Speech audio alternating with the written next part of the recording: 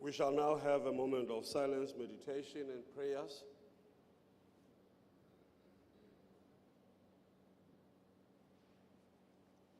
Let me take this opportunity to welcome all members here and all our guests that are present in attendance.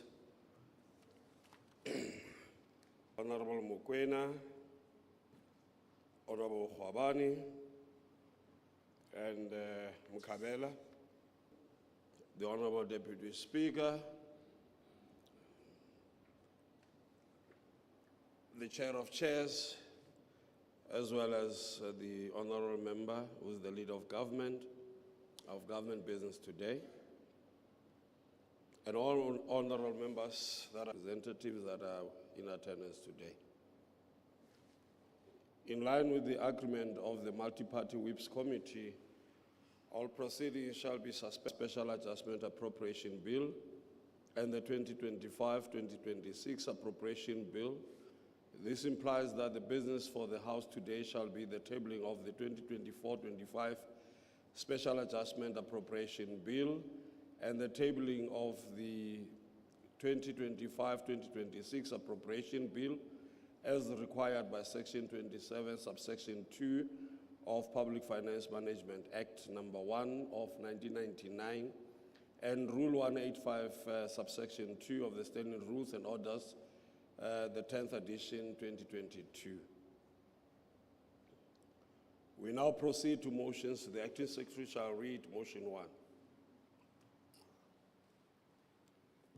That leave be granted B2 of 2025. The Honorable MEC for Finance, Ndate Makume. Speaker, I move. 2024. The Acting Secretary shall read the bill for the first time. Honorable Special Adjustment Appropriation Bill B2 of 2025.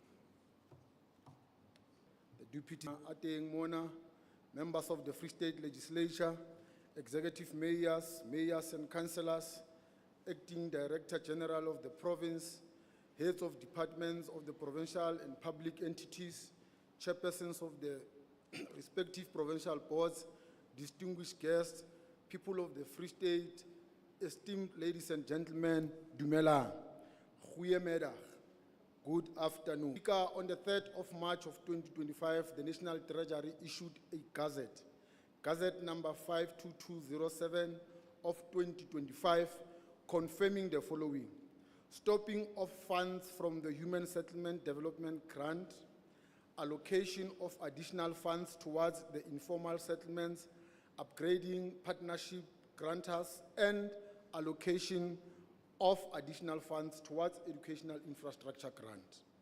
Honorable members, the stopping of funds is regulated by Section 18 of the Division of Revenue Act, Act number 3 of 2024.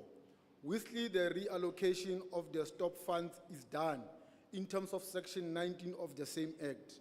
Honorable Speaker, let me briefly provide the details of the aforesaid changes. The National Department of Basic Education, with the concurrency of the National Treasury, has stopped funding for the education infrastructure, are reallocated to the education infrastructure grant of the following provinces. Allow me to announce that Free State, the National Department of Human Settlement Grading Partner, therefore, as per Section 90, goes to the Eastern Cape, and Northwest receive 150 million. Lastly, the National Department of Human Settlement, with the agreement of the National Treasury, has stopped funding from the Human Settlement Development Grant of the following provinces. Development Grant of the following provinces: Limpopo 200, KZN Natal 100 million, and then Mpumalanga 250 million. Honorable Speaker, the bill I'm tabling basically reflects the implications of the said Gazette of the province. In summary, the province will receive 50 million for education infrastructure grant, receive another 50 million towards informal settlements upgrading partnership grant, and forfeit 50 million, which is being stopped from the Human Settlement Development Grant. Honorable Speaker, I hereby table the 2024-2025 Special Adjustment Bill, Bill number 2 of 2025. I thank you all. Thank you. What? That the bill be referred in the Portfolio Committee on Public Accounts and Finance, as well as the Budget and Oversight Committee. Any discussion? Any objection? None approved. The bill stands referred to the Portfolio Committee on Public Accounts and Finance, as well as the Budget and Oversight Committee for consideration and report back to the House. We proceed to motion 2, the Secretary. Of the 2025-2026 Appropriation Bill, Bill 3 of 2025. Honorable MEC, Speaker, I move. any discussion? Any discussion? None, Speaker. I ask again, any discussion? Any objection? Approved. The Honourable MEC may table the 2025-26 appropriation bill.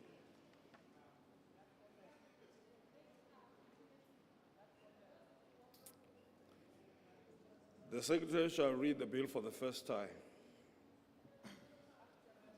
Appropriation Bill, Bill 3 of 2025. Honourable MEC. Honorable Ntate Dukwana, Honorable Premier, Mayor Queen Letsoa Matai, the Deputy Speaker, Menolita Dungane, State Legislature, Executive Mayors and Speakers, Heads of Departments and CEOs of the Provincial Public Entities, Chairperson of the respective Provincial Boards, people of the Free State Province, Dumela.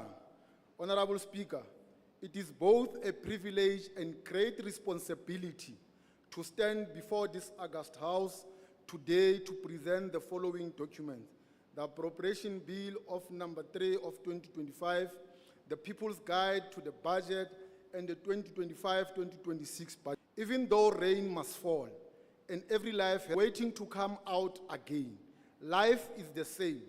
It can get heavy, cloudy, and dark, but the sun is still there, shining behind those cloudy moments. Clouds come and go in our lives, but the sun is always there. We just have to look for it, and sometimes that means waiting for the clouds to pass or get off the rising unemployment, the widening gap of inequality between the rich and the poor, or between the haves and the have-nots, and poverty continue without hope. As a powerful reminder that we are all human beings and that we are all entitled to the fundamental rights that affirm our dignity and equality. As we prepare this budget, our goal is to ensure that all our communities within the Free State have access to these basic human rights, being mindful of the painful history of our country has endured. This budget is crafted to confront the lasting effects of a system that deliberately sought to divide us along the lines of race and color. It stands as an effort to address the deep scars left by such divisive past and to move forward united in our diversity towards a common purpose. Every effort and every energy should be directed to fulfilling the constitutional obligations we entrusted with. Our Constitution, the supreme law of our land, mandates that we, as the people of South Africa, must, number one, heal the divisions of the past, establishing a society rooted in democratic values, social justice, and protection of fundamental human rights. Number two, lay the foundations of an open and democratic society in which government derives the power from the will of the people, in which every citizen is equally protected by the law. Government must be based on the will of the people. Number three, recognize the injustices of the past. Sometimes people make mistake not to recognize that. Honor those who fought for justice and freedom, and respect those who have worked hard to build and develop this country. Number four, improve the quality of life of all citizens, unlocking the potential within each and every South African, irrespective of race, gender, or age. Build as a sovereign state in the global community. We are deliberately quoting the Constitution because it is the ultimate protector of our human rights, which were previously denied to the majority of our people under the apartheid colonialism for more than 350 years. We are only over 30 years into our democratic journey, and we are still confronting the painful past remnants of our more than 3 centuries of apartheid colonialism. To the community of the Free State, who continue to hold on to courage and persevere, walk with us as we navigate this difficult terrain. And above all, remember, just behind the clouds, the sun is shining. This budget is being presented under the 7th administration, which has identified 3 key priorities to our growth. And number 2, reducing poverty, build an ethical and unwavering belief that ithemba alibulali. As Desmond Tutu reminds us that, I quote, "Hope is being able to see that there is a light despite all of the darkness.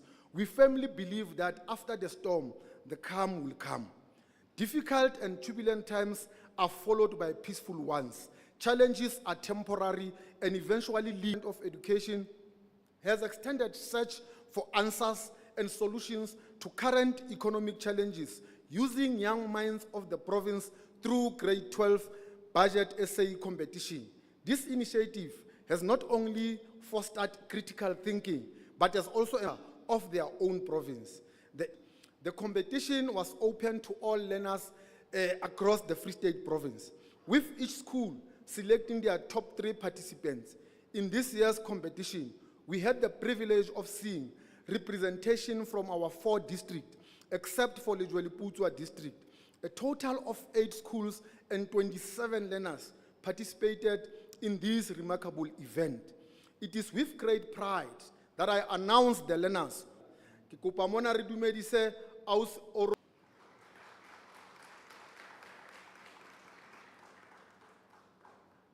Mutsidisi Ntlhare from Setjhaba Semaketse Combined School.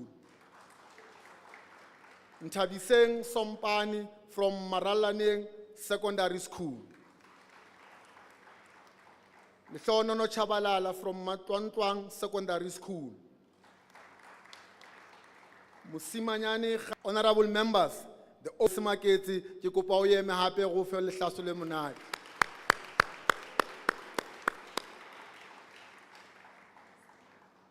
Yesterday, allow me to express my gratitude to the officials of the Provincial Treasury and the Department of Education, as well as our sponsors, our Old Mutual and the Net Bank for their invaluable support in transforming this competition into one of our flagship initiatives. These learners have demonstrated exceptional talent, hard work, and dedication. Their achievements are a testament to the bright future that lies ahead for our province. As we continue to invest in the creativity and potential of our youth, let us also take a moment to celebrate their success and encourage them to keep striving for excellency.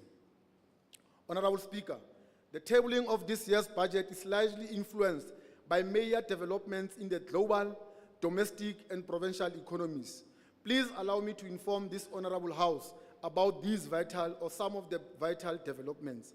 In terms of the global economy in 2025 and 2026, whereas the global disinflation is projected to continue in most economies with a decline in global inflation from 5.7% in 2024 to 4.2% in 2025 and 3.5% in 2026. And the global financial conditions remain largely accommodative.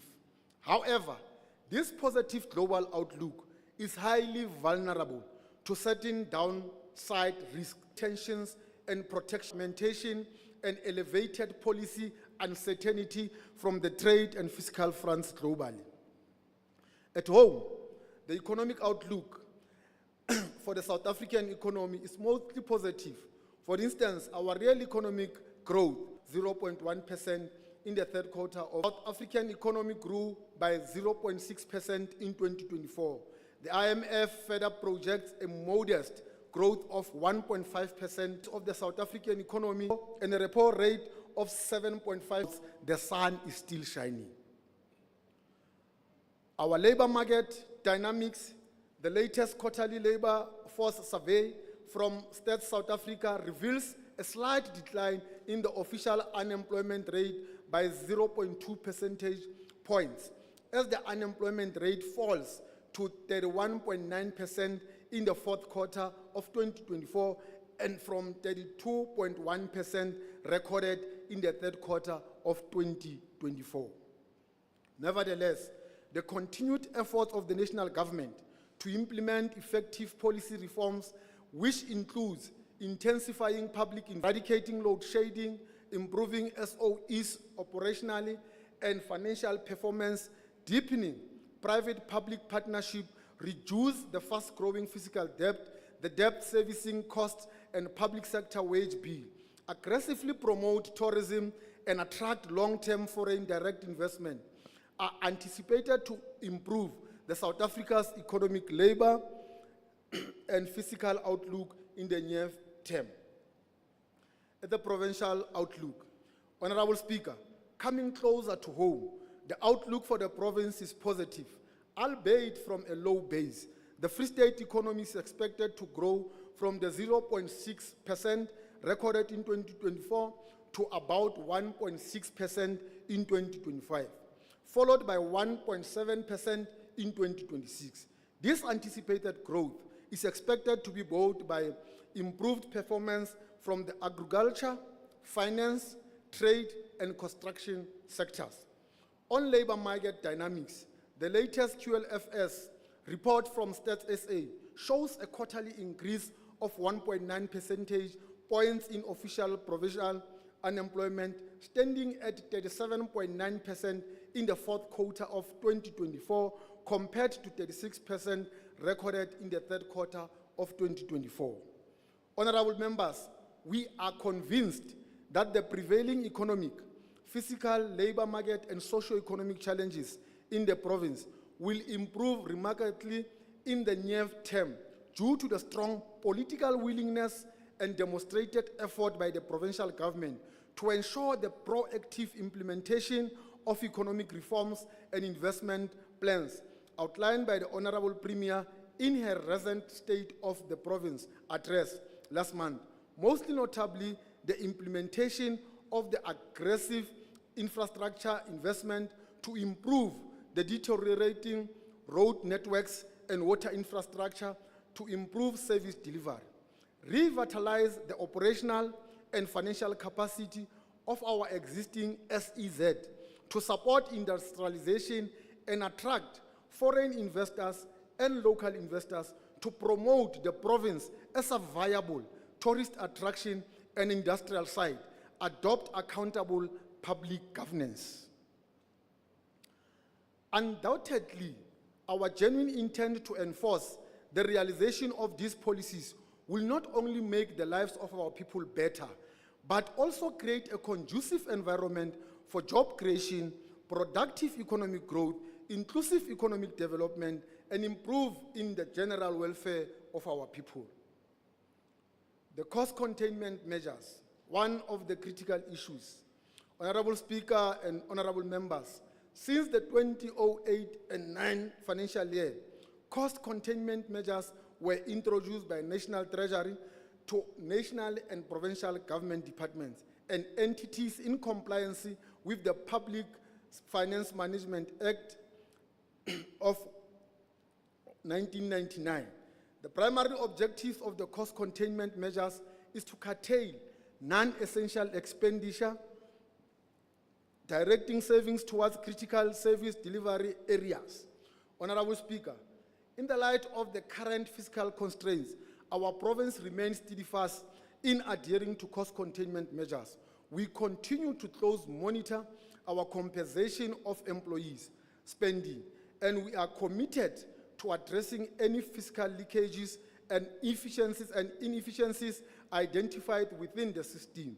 We are obliged to continuously seek efficient methods to maximize value for money by improving the functioning of our government programs until the fiscal situation improves.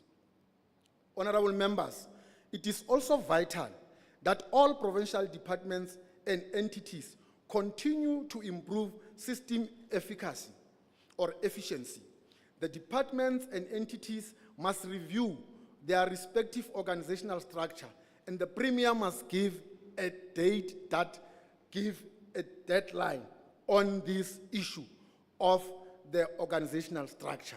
If we leave it open, they will continue to be the way they are. With a view to eliminate, number one, redundant positions. Number two, identify excess staff. And number three, duplicated functions on the staff establishment. And also conduct head counts or verification of employees under the theme, where is who is where. I want to repeat this. Conduct the head counts or the verification of employees under the theme, where is who and who is where. This will enable us to identify and subsequently reduce the number of possible ghost workers in the system. The Office of the Premier and the Provincial Treasury must lead this campaign, where is who and who is where. In addition, the province will undertake a comprehensive skills audit to assess the current skills sets and knowledge base, with the aim of developing a robust skills matrix, reskilling and allocating new functions to existing officials. Honorable Speaker, we must emphasize that skills audit is not about getting back at employees with lesser skills and qualifications, but it is about empowerment and skilling those vehicles in the need of the skill. Skills audit is not about humiliating employees without skills, but ensuring that those without qualifications and necessary requirements are identified and assisted to achieve the required skills and knowledge.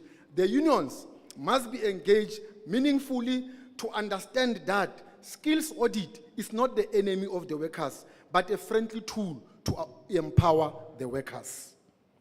Furthermore, the province supports the central government's early retirement initiative, which seeks to attract young employees into the public service. Honorable members, it is anticipated that the initiative will result in potential savings, with the departments retaining these savings for the future use. Supply chain management. Honorable Speaker, Section 338(1)(f) of the Public Finance Management Act, Act 1 of 1999, and Section 65(2)(e) of the Municipal Finance Management Act, Act 65 of 2003, make it clear that all government departments, municipalities, and public entities must ensure that suppliers are paid within 30 days of receiving a valid invoice. I want to repeat this one. The two acts, Public Finance Management Act and the Municipal Finance Management Act, make it clear that all government departments, municipalities, and public entities must ensure that suppliers are paid within 30 days of receiving a valid invoice. I think it's clear. It's valid invoice, 30 days. Invalid invoice, walala wasal. This requirement is not an optional, but a legal imperative aimed at ensuring financial discipline, economic growth, and business sustainability. Honorable members, let us reaffirm our commitment to good governance, ethical leadership, and economic transformation by ensuring that every legitimate supplier is paid within 30 days. This is not just a financial regulation, but it is a matter of economic justice. Paying suppliers within the prescribed time frame remains a challenge for some of the provincial departments, municipalities, and entities. The Free State Provincial Treasury is closely monitoring the status of payment and playing an oversight role in supporting departments to address this matter. Honorable Speaker, it is also imperative that the departments conduct a thorough investigation into the alleged corruption activities within our system, One of the most concerning reports involved the practice of paying so-called toll gates. I'm told that for some business people to submit a tender document or a procurement document, they must pay someone. For that paper to move from one person to the other, there's another toll gate that they must pay. For them to be paid also after they've done their work, they still need to pay the toll gate. So we are condemning this practice, and we are encouraging all the departments to really look at this and ensure that there is investigation in this. One of the most, we clearly condemn these alleged actions of corruption where suppliers are reportedly being coerced or forced into paying toll gates before they can receive payments of their services. This means that suppliers are effectively being required to pay in order to be paid, which is unacceptable and unethical practice. We stand firm in our commitment to ensure transparency, fairness, and integrity within the system, and we urge all involved parties to take swift and decisive action to address these allegations. Let us work together to build a government that respects its financial obligation, financial discipline, support businesses, and contributes to a growing and prosperous Free State. Together we can create a future where business thrives, jobs are created, and service delivery improves. Infrastructure investment. Honorable Speaker, we note with concern that our economy is not growing faster enough to create much needed job opportunities. Thus, investment in infrastructure will play a pivotal role in achieving economic growth, job creation, and poverty reduction. Speaker, delivering infrastructure on time and within the allocated budgets becomes very critical for growing our provincial economy and creating jobs. Let us work together, private and public sector and the financial sector, in turning the Free State province into an infrastructure hub. Honorable Speaker, in the 2025-2026 financial year, the province plans to spend just above 5.2 billion on infrastructure investment. Honorable Premier, we are delighted to inform the House that close to 42% of this allocation is for projects that are to be implemented by the Department of Community Safety, Roads and Transports. This underscores the promise you made in relation to addressing key roads across the province. This also affirms your clarion call to turn Free State into a construction site. Honorable Speaker, we are also pleased to share with the House that the Department of Education received an additional 93 million through the performance-based incentive system program, which is managed by National Treasury. The program is aimed at improving effective planning and deriving efficiencies within the infrastructure delivery chain. We applaud the exceptional work of the department in this regard. Our fiscus is very constrained, and such work must be encouraged. Honorable members, we must emphasize the infrastructure development remains a cornerstone of our economic growth and social transformation. Given the fiscal constraints, departments and municipalities are encouraged to submit proposals to the budget facility for infrastructure to secure additional funding for priority infrastructure projects. The National Treasury has published a call for proposals under the new system. The BFI helps allocate funding to large-scale infrastructure projects that are expected to have a significant impact on economic growth, social development, and job creation. The first window is now open and will close in mid-April. We wish to call upon all departments and municipalities to take advantage of this opportunity. Honorable Speaker, the National Treasury's procurement infrastructure and knowledge management, what we call PINK program, will enter a new 5-year phase called PINK 2, building on the success of the first phase. The phase 2 will be driven by the Provincial Treasury as it strengthens the capacity and capabilities of local governments' procurement, infrastructure, and knowledge management frameworks.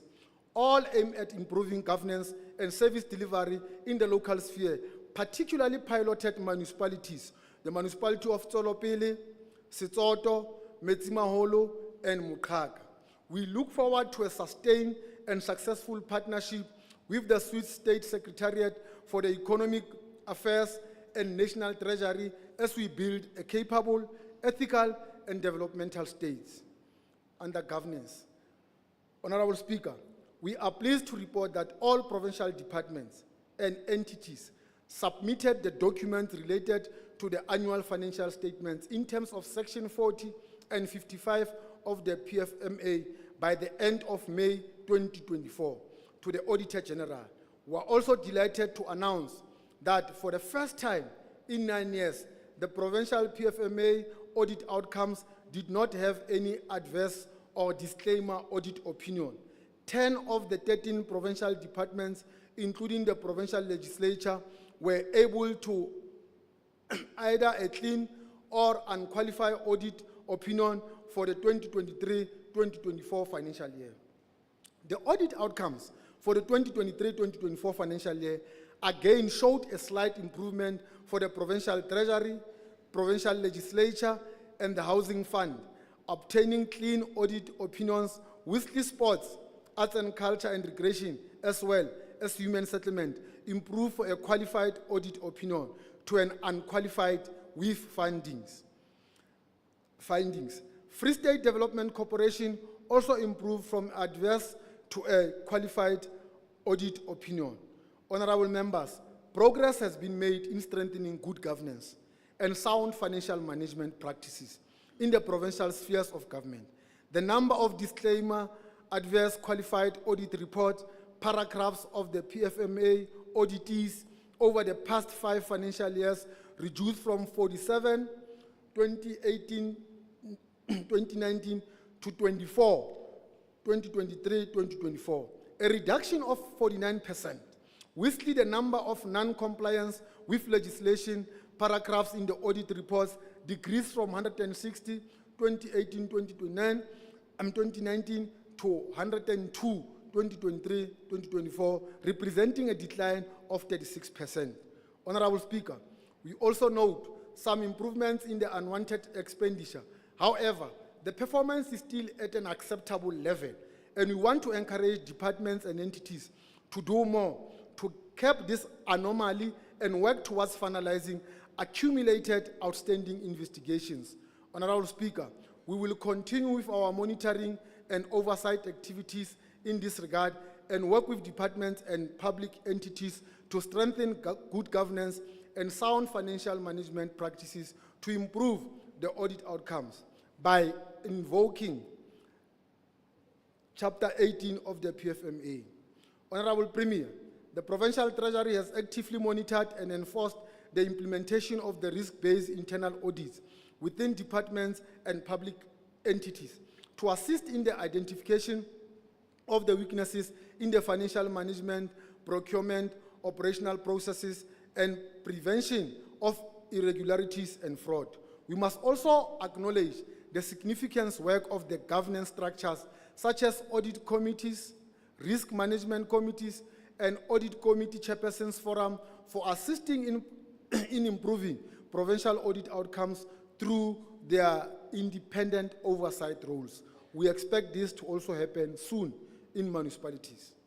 Honorable Speaker, we have observed a decline in the financial management capabilities of most municipalities across the province, along with a total disregard for the set financial norms, which is why the Provincial Treasury will be working with COGTA and SALGA to address this issue.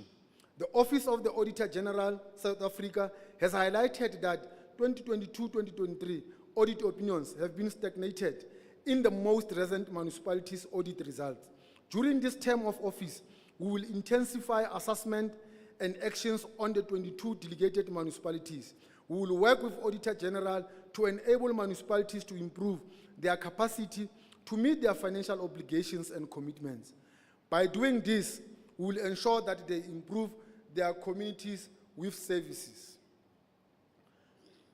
Additionally, the National Treasury released the MFMA Circular number 124, which primarily addressed the ESCOM debt, but also covers the relief package and timelines. As stated in my previous provincial budget speech, Honorable Speaker, as of right now, despite the support from the Provincial Treasury, COGTA and SALGA, municipalities are not servicing the bulk accounts fully, which resulted in the National Treasury issuing termination letters to those municipalities.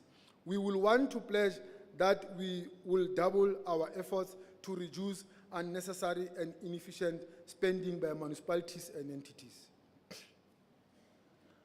The Provincial Treasury will double its efforts to increase the efficiency of governance systems, which have also witnessed a slight improvement. To assist municipalities in improving funded budgets, the Provincial Treasury has expanded its support during the 2025 budget planning process. The Provincial Treasury provided training to all delegated municipalities outlining the important areas to ensure compliance and pertinent data needed to facilitate an efficient evaluation of the budget. Provincial Treasury concluded that just 8 of the 23 municipalities' budgets were funded, while 15 municipalities were unfunded.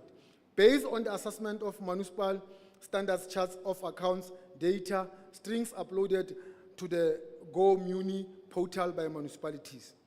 Unauthorized, irregular, fruitless, and wasteful expenditure remains a serious concern. This trend undermines service delivery and erodes public confidence in our institutions. We call upon public accounts committees to intensify their oversight efforts in reducing such expenditure. To strengthen financial accountability, Provincial Treasury, COGTA, and SALGA will provide continuous technical training and to impact members. Further, the Provincial Treasury will closely monitor the implementation of the unauthorized, irregular, fruitless, and wasteful expenditure reduction and preventative strategy alongside Circular number 6 of the UIFE, which was issued in January 2025. The fiscal framework. Honorable Speaker, the 2024 MTEM budget statement clearly emphasized the continuation of the fiscal consolidation stance over the 2025 MTEF period.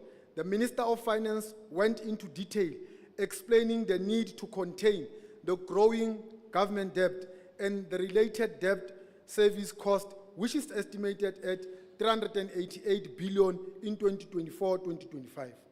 Honorable members, the 2024 MTEF budget came with huge budget cuts for the province, and its impact is still lingering. It is pleasing to note that there are no further budget cuts proposed for the 2025 MTEF. However, we still implore all the provincial departments, public entities, and municipalities to remain prudent in managing the limited provincial resources. We must continue our fiscal strategy of directing budgets towards high-impact service delivery projects and programs. Honorable Speaker, we appreciated the physical position of the country, which requires us to do things differently. To that extent, in October 2024 and February 2025, we held ESCO Planning and Budget Lekgotla to deliberate on priorities that must be funded and implemented over the MTEF period. We further agree that there is a need to sustain our fiscal strategy of the budget reprioritization and trade-offs, scaling down of non-core programs and promotion of efficiencies within departments. We had fruitful discussions, and the budget we are tabling is informed by some of the recommendations of these meetings. Honorable Speaker, I will now briefly outline the composition of the 2025 medium-term expenditure framework over the 2025 MTEF period. The province estimates to spend more than 141.4 billion. The province will spend it this way: 45.8 billion in 2025-2026, 46.8 billion in 2026-2027, and 48.8 billion in 27-28.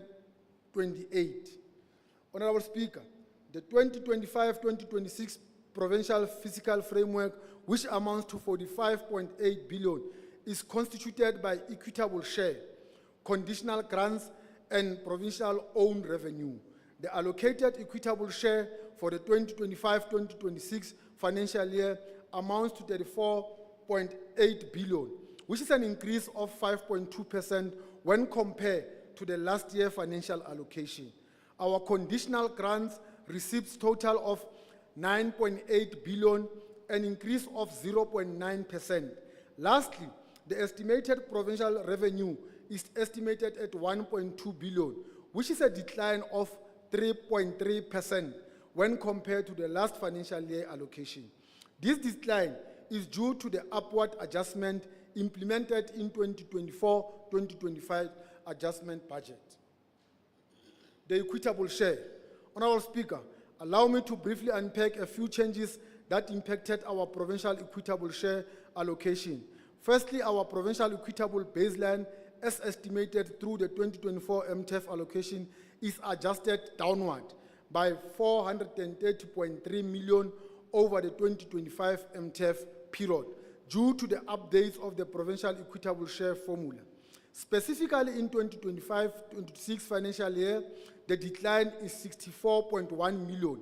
Whistly for 26-27 financial year and 27-28, the decline amounts to 150.3 million and 215.8 million respectively. Speaker, allow the tabling of the 2024 national budget. The National Treasury allocated 14.5 billion to provinces to caution them from the impact of the salary increases emanating from the wage agreement. The allocation to the provinces in this regard were done through the provincial equitable share formula. And so the Free State province is allocated 249.5 million in 2025-2026 and 267.2 million and 279.3 million in 26-27 and 27-28 respectively. These additional are allocated to all provincial departments. The province is further allocated 68.8 million for the implementation of the Presidential Youth Employment Initiative, specifically for employment of the teacher assistants in 2025-2026. The funds are allocated to the Department of Education. Conditional grants. Conditional grants allocations are mainly for implementing the national priorities and to augment provinces in the implementation of their sector priorities. These funds are highly regulated through the Division of Revenue Act, and it is thus imperative that the departments comply with the said act and implement projects and programs as directed.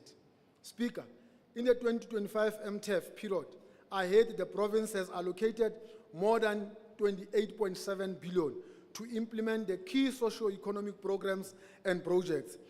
Thus, in 2025-26, the province will spend 9.8 billion. Whistly, 2026-2027 and 2027 and 2028, the province is estimated to spend 9.2 billion and 9.7 billion respectively. Honorable Speaker, let me reflect on the allocations per department in this regard. Health is allocated a total of 3.9 billion, which caters for, amongst others, maintenance and delivery of infrastructure, provision of comprehensive HIV and AIDS programs, and training of health personnel. Education is allocated 1.8 billion to address the following inter alia: maintenance and delivery of infrastructure, provision of school nutrition, special needs schools, and early child development. Agriculture and rural development will receive 285.8 million to provide comprehensive support to farmers and cater for poverty relief and infrastructure development. Community safety, roads and transport is allocated 2.4 billion for the maintenance of provincial roads and payments of subsidy for public bus transport services. The allocation includes an estimated amount of 201 million earmarked for the Welisizwe Rural Bridge Program. Human settlement is also allocated 991.7 million for the development of sustainable and integrated human settlement, as well as the upgrading of informal settlement. Sports, arts, culture and recreation will receive 239.4 million to transform urban and rural community library infrastructure, facilities and services, as well as facilitate sports and active recreational activities. Honorable Speaker, included in this allocation is an amount of 37 million provided for the implementation of the expanded public works programs. The EPWP programs will be delivered by various departments, coordinated and supported by the Department of Public Works and Infrastructure. Honorable Premier, in delivering the 2025 State of the Province Address, you alluded to the importance of the EPW program in alleviating poverty, promoting skills development, and enhancing service delivery. We fully agree with you, Honorable Premier, and to that extent, we want to implore all the departments and municipalities to move swiftly in implementing the EPWP programs. The provincial revenue collection. Speaker, the provincial fiscus is very much constrained, and therefore there is an ongoing need to enhance our revenue collection systems. We are pleased to announce that in the 2025-2026 financial year, we are proposing to allocate 17 million towards enhancing revenue collection. The funds will be shared amongst the Departments of Health, Community Safety, Roads and Transport, Agricultural and Rural Development, and Economic Development. In the current financial year, the province had set a target to collect 1.2 billion in revenue. We are pleased to report that as of the end of January 2025, we have already achieved 99.1% of the revenue target. This is indeed an outstanding performance, and it is only right that we applaud this achievement. Honorable Speaker, over 2025 MTEF, we plan to collect 3.7 billion. Our estimated revenue for 2025-2026 financial year is just above 1.2 billion. Honorable Speaker, let us turn to the business of the day, the proposed 2025 MTEF allocations. Please note that the details of the allocations are set out for each vote in the 2025-2026 estimates of the provincial revenue and expenditure, as well as 2025-2026 appropriation bill.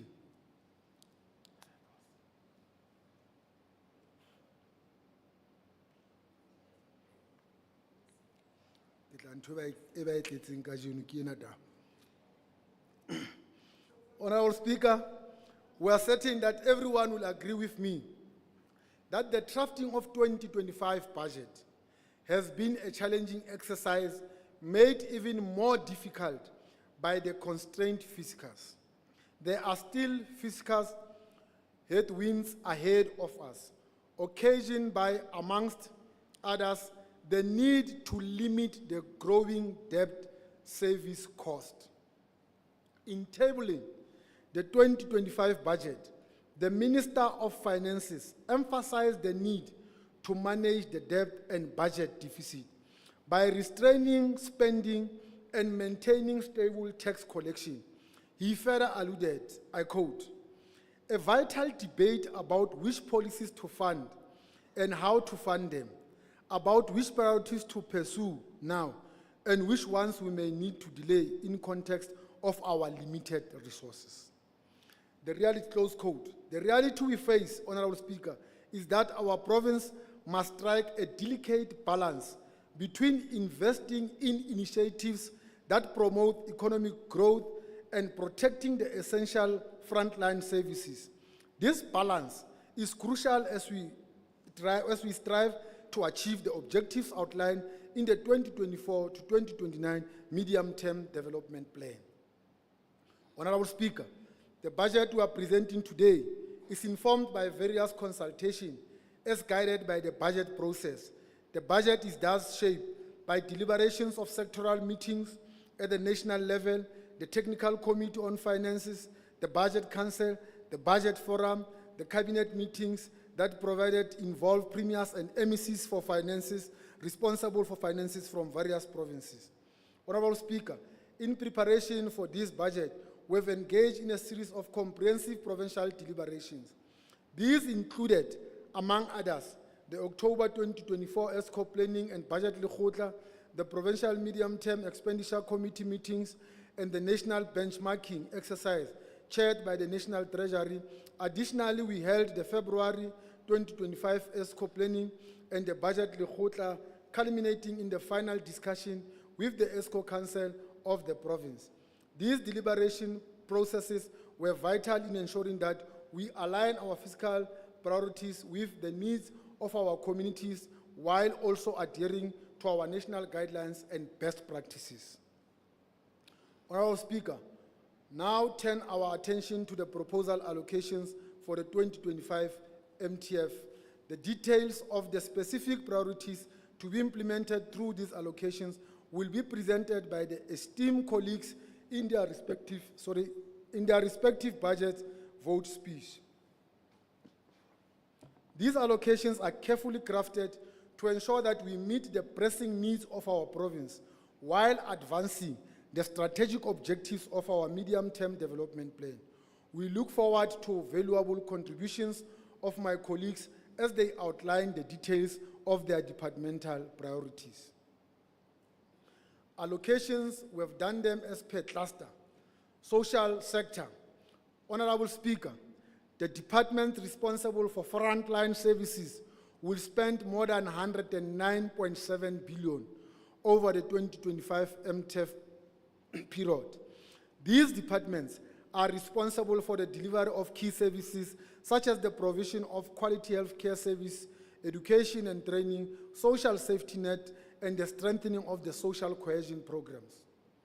On average, the budget allocation of the departments accounts for 77.5% of the total budget of the MTF period.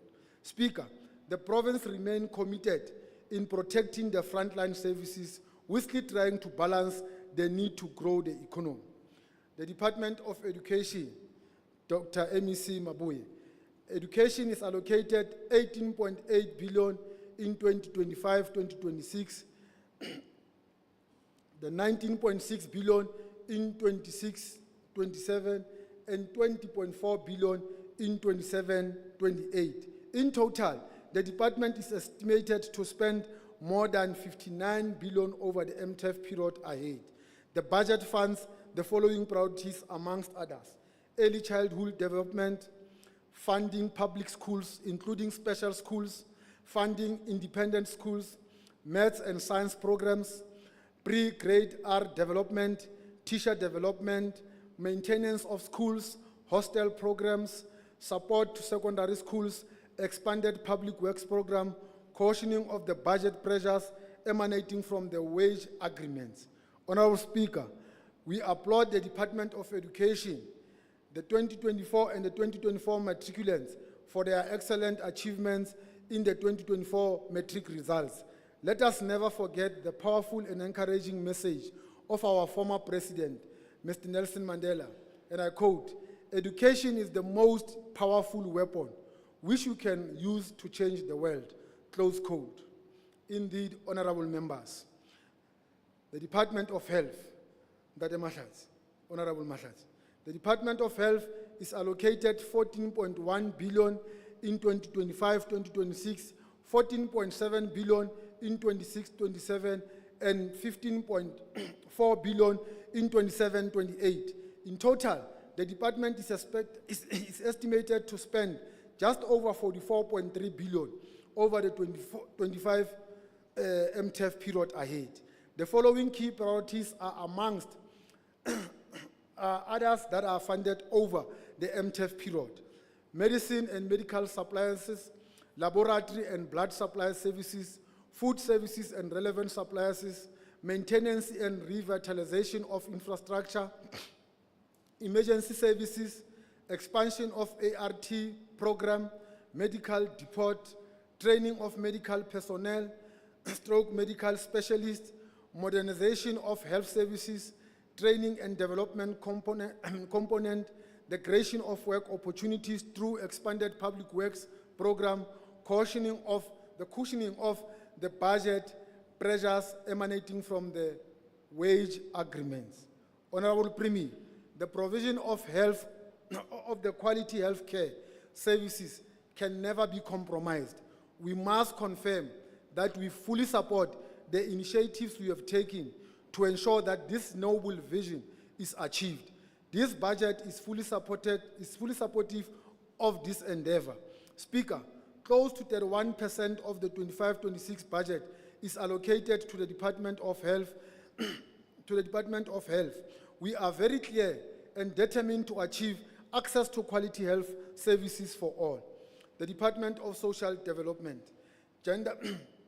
Department of Social Development, Honorable Member Thabo, is allocated 1.3 billion in 2025-2026, 1.4 billion in 2026-2027, and 1.4 billion in 2027-2028. Over the MTF period, the department is projected to spend more than 4.2 billion. The activities are outlined there, which are supposed to be undertaken by the social development. We are witnessing an unrelenting surge in the number of violent crimes, including assaults, rapes, and other forms of abuse that target some of the most vulnerable members of our society, our women and children. These heinous acts are not only a violation of human rights, but an assault on the very fabric of our communities. Every statistic represents a life destroyed. Every statistic represents a life destroyed, a future stolen, and a community shattered. Gender-based violence, in particular, has become an epidemic in our province. Women are increasingly subjected to physical and emotional and sexual abuse. This violence often occurs within the very homes and relationships meant to provide safety and support. It is a scourge that cannot and must not be tolerated. Similarly, violent crimes against children continue to rise at an alarming rate. Our children deserve a safe environment in which to grow, learn, and thrive. Yet many are subjected to unspeakable acts of violence, exploitation, and neglect. These young lives are too precious to be marred by the cruelty that some will inflict upon them. We call upon all of us, government officials, all law enforcement, civil society, organizations, and citizens, to unite in this fight. We must work together to strengthen the legal framework that protects women and children, to provide support systems for those affected by violence, and to ensure that communities are safe and inclusive of all. Speaker, in Sesotho we say, "Motho ke motho ka batho." That is a very strong adage that drives the department. This is a department at the center of ensuring that we have caring and self-reliant societies across the province, Memata. With the budget we are proposing today, we are pushing back the scourge of the poverty, substance abuse, gender-based violence, and abuse of children. The Department of Sports, Arts, Culture, and Recreation, Honorable Mesifuba. The Department of Sports, Arts, and Culture and Recreation will receive a total allocation of 665.5 million in 2025-2026, 685.5 million in 26-27, and 707 million in 2027-2028. Over the MTF, the department is projected to spend more than 2 billion, funding the following priorities as listed here. Honorable Speaker, the department's mission is about creation of an enabling environment for social cohesion and nation building.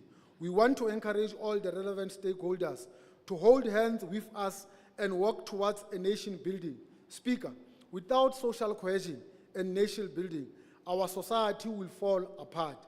We will not even achieve the economic growth we aspire for. Hence, it is important that all of us begin to support the initiatives provided by this department, be it sports, arts, culture, etc. The economic and infrastructure cluster. Honorable Speaker, the departments that I will allude to below, together with the Departments of Health and Education, are very key in stimulating the economic growth through, amongst others, infrastructure delivery. In the 2025 MTEF ahead, they will spend a combined budget of more than 14 billion on economic and social infrastructure projects. The Department of Public Works and Infrastructure, Honorable Memanche, the department is allocated 2.3 billion in 2025-2026, 2.3 billion in 26-27, and 2.4 billion in 27-28. Over the MTEF, the department is estimated to spend 7.1 billion. The budget funds the following priorities as listed. Honorable Speaker, we are delighted by the work that has been done by the department as announced by the Honorable Premier during the 2025 SOPA. The identification of the 29 dilapidated and unused properties that are to be repurposed through models such as build, operate, transfer, long and short-term leases, refurbish, operate, transfer, and outright sale will assist alleviating pressures on municipal services, will provide the necessary support to the department and ensure that the exercise is effectively executed. The Department of Community Saved Roads and Transport, Honorable Ntate Mbalule. The department received an amount of 3.7 billion in 2025-2026, 3.2 billion in 26-27, and 3.3 billion in 27-28. In total, the department is estimated to spend 10.3 billion over the MTEF. The budget provides for the priorities of, amongst others, these are the listed ones. Let us remember that every time we get behind the wheel, we are not only responsible for our own safety, but for the safety of every other road user, passengers, pedestrians, cyclists, and other drivers. We must foster a culture of respect, care, and accountability on our roads. We call on all of us to renew our commitment to road safety. Let us be proactive in raising awareness about the dangers of reckless driving and encourage each other to always drive responsibly. Additionally, we urge the relevant authorities to continue their efforts in improving road infrastructure and increasing enforcement of road safety laws. Together, we can work to minimize these accidents, save lives, and ensure that Free State remains a safe place for all. Let us keep in mind that beyond the inconvenience of traffic, there are families who are devastated by the loss of loved ones. This is a burden we must try to alleviate. The Department of Agriculture and Rural Development, Honorable Merokman. The proposed allocation for the department amount to 883 million in 25-26 and the 911 million in 26-27 and 949 million in 27-28. Therefore, over the MTEF period ahead, the department is estimated to spend 2.7 billion. The budget funds the following priorities as listed. The Department of Human Settlements. The Department of Human Settlements received an allocation of close to 1.3 billion in 25-26 and 1.2 billion in 26-27 and 1.2 billion in 27-28. The allocation mainly emanates from conditional grants, and thus over the MTEF period, the department is estimated to spend 3.7 the following key priorities as listed. The Department of Economic Small Business Development, Tourism and Environment, an amount of 696 million for 25-26, 729 million for 26-27.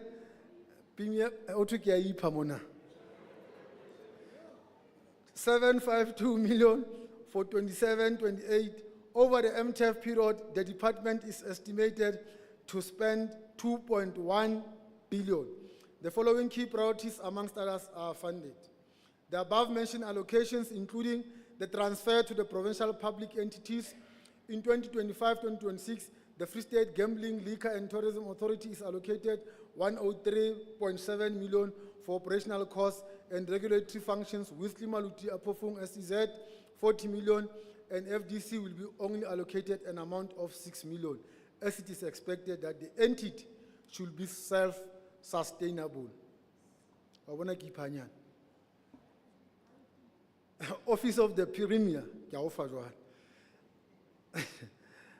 The Office of the Premier received 633 million in 2025-2026 and 649 million in 26-27 and 658 million in 27-28.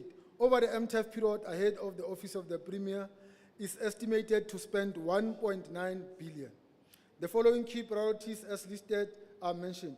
Honorable Speaker, we are proposing to reduce the budget from the provincial bursary program to fund other provincial pressures. The reduction is informed by the discontinuation of the international bursary project. Corporate governance and traditional affairs. Ntate Mokwe, ke a o fa hape.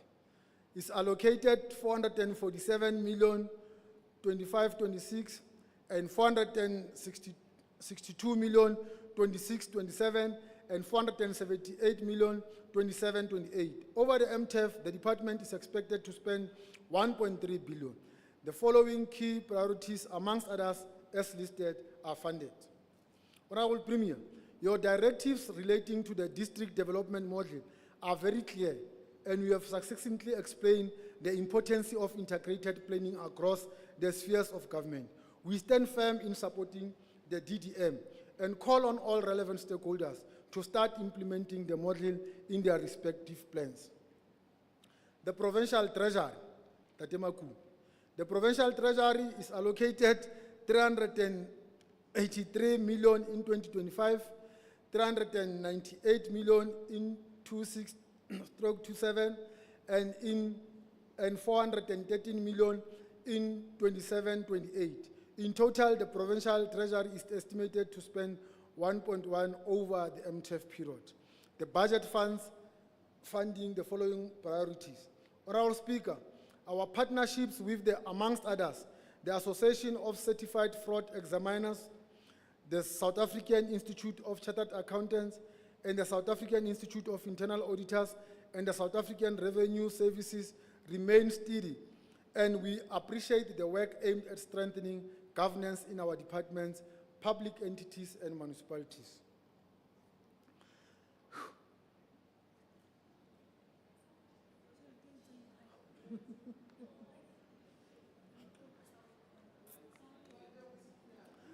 Free State Legislature,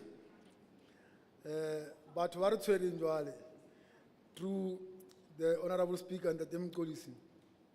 The Provincial Legislature is allocated 323 million in 25-26, 345 million in 26-27, and 38 million in 27-28.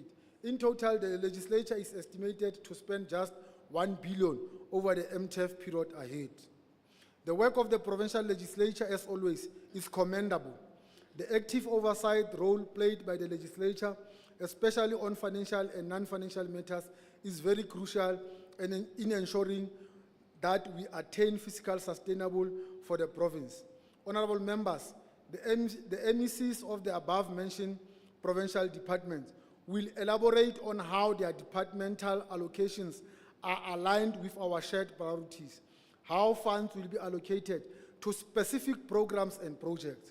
We must remember that even in the most difficult times, there's always a glimmer of hope. Just beyond the clouds, the sun is shining, and we are determined to navigate through these challenges towards brighter days. We believe in the effectiveness of our planning and our unwavering commitment to building a prosperous future for the Free State. In conclusion, Honorable Speaker, today's budget is not merely a statement of figures and allocations. It is a commitment to building a stronger, more resilient Free State, guided by the principles of inclusive, transformative, and sustainable economic growth. In the words of the late Bishop Desmond Tutu, I quote, Hope is like having a little light inside your heart that keeps shining even when things are dark or are difficult around you. Close quote. Honorable Speaker, as we table this budget, we do so with firm commitment to building a province that is economically vibrant, socially just, and structurally sound. The sacrifices of our past must inspire us to be custodians of a future where every citizen of the Free State can prosper. Honorable members, as we move forward with this budget, let us do so with conviction and with the understanding that together, united, we can overcome the challenges of today to build a better tomorrow. Even now, more than before, we believe that beyond the clouds, the sun is still shining. Honorable Speaker, as I conclude, I would like to extend my sincere gratitude to our Premier, Mema Queen Matai Letsoa, for her exceptional leadership and visionary guidance, which continue to inspire and shape the direction of this province. I also wish to thank my fellow colleagues of the Executive Councils for their unwavering support, critical thoughts, and for ensuring that the budget decisions we made are aligned with the goal of advancing our province. I extend my appreciation to the members of Parliament, Legislature, and the Provincial Public Accounts and Finance Committee, and for all the committees for their diligent work in enabling accountability, oversight, and ensuring that we remain on the right path towards good governance. Accountability is the cornerstone of democracy. I'm deeply grateful to the HOD, Ntate Mohlahlo, and the team treasury and the staff in my office for their tireless efforts in preparing this budget and for their continued commitments to fiscal responsibility. I would also like to express my heartfelt thanks to my family, whose unwavering support and understanding provide me with the strength to carry out this important responsibility.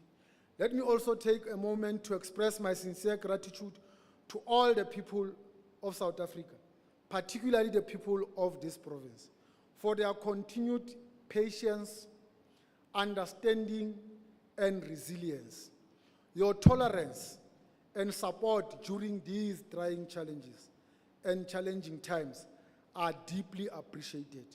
Together we move forward with determination, united, and share a commitment to building a prosperous province. Honorable Speaker, before I close, I would like to quote the former president of the ANC, Mr. Oliver Reginald Tambo. I quote, "It is our responsibility to break down the barriers of divisions and create a country where will be neither whites nor blacks, just South Africans, free and united in diversity." I hereby table the state, close quote, I hereby table the Free State Provincial Budget for the 2025-2026 financial year, accompanying documents for your consideration. I thank you all.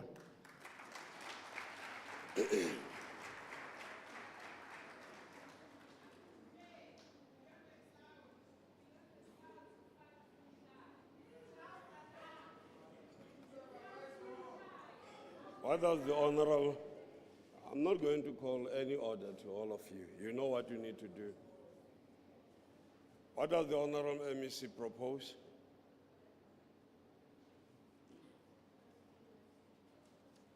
Speaker, I propose that the bill be referred to the Portfolio Committee on Public Accounts and Finance, as well as Budget and Oversight Committee for consideration and report back to the House. Thank you. Any discussion? Any objection? Approved. The bill stands referred to the Portfolio Committee on Public Accounts and Finance, as well as the Budget and Oversight Committee for consideration and report back to the House. Honourable members, I have the following announcement and guest. Please take note that lunch will be served at Bloemfontein City Hall. The parking for honorary members is reserved between City Hall and Provincial building. This brings us to the end of business of the House today. The House shall now adjourn until further notice. The House is adjourned.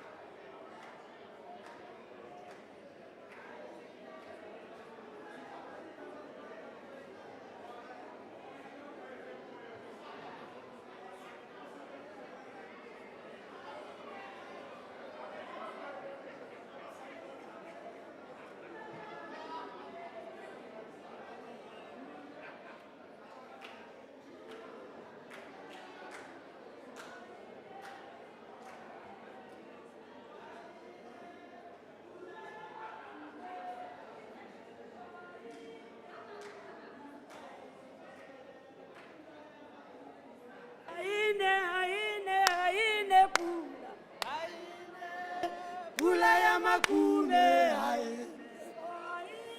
pula pula ya makume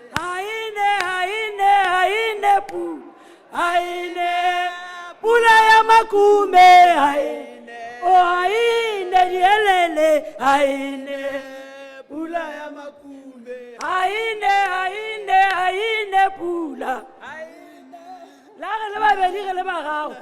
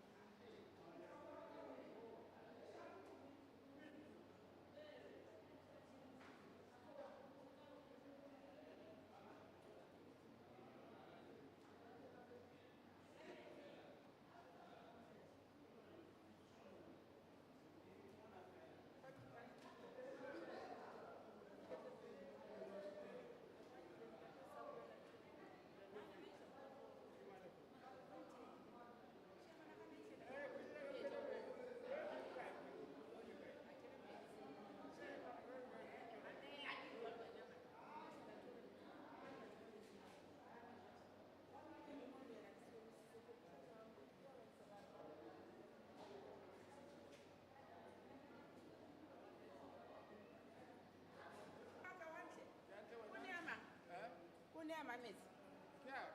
Phone.